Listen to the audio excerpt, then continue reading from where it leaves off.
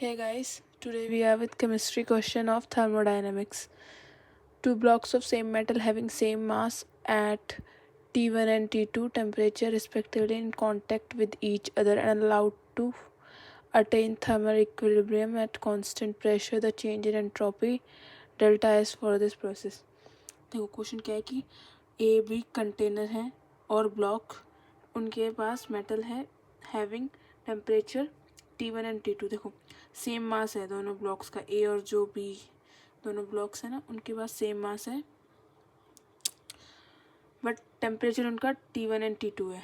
ठीक है, तो इन दोनों का हम टी फाइनल निकाल लेते हैं। ठीक हो, टी फाइनल मतलब इन दोनों का टेम्परेचर होगा, इसका टेम्परेचर TA या फिर T1, TB या फिर T2। ठीक है, आई मीन T1 और T2 इस ऐसे, तो T1 प्लस T2 अपॉन 2, ये मैंने एवरेज निकाला है। ठीक है, एवरेज भी ऐसे निकालता है ना, तो मैंने एवरेज निकाले। अब क्या निकालना है हमें? Delta S total.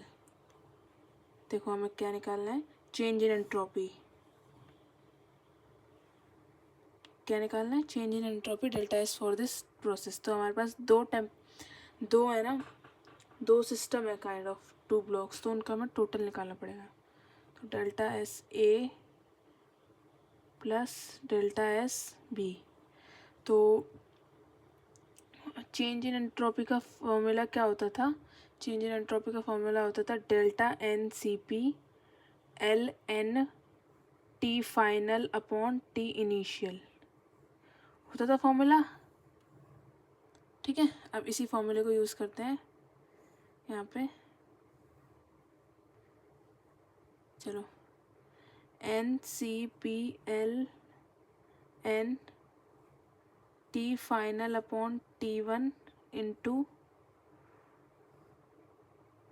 N C P L N T final upon T2, क्योंकि हमारे पास दो प्रोसेस हैं जिसमें डिफरेंट टेम्परेचर है। ठीक है, इसलिए दोनों के लिए सेपरेट हमने इसको किया है। ओके, तो यहाँ पे इस क्वेश्चन को आगे देखते हैं।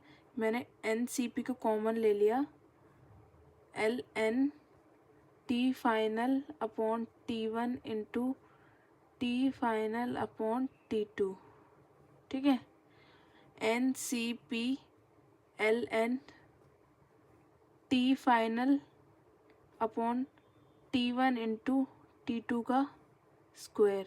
Okay, yes. अब यहाँ पे लास्ट में हमारे पास क्या बचेगा?